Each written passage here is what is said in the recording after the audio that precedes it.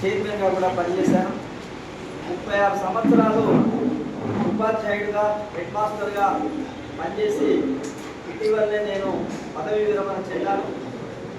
నా జీవితం మొత్తంగా కూడా విద్యారంగం అభివృద్ధి కోసమే పనిచేయడం జరిగింది.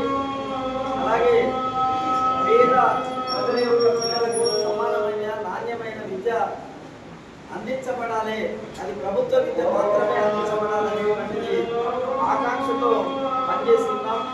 ఇప్పుడు ప్రభుత్వాలు అందరికీ సమానమైన విద్య ఇవ్వడంలో ఒక సరైనటువంటి నిర్ణయం చేయలేదు.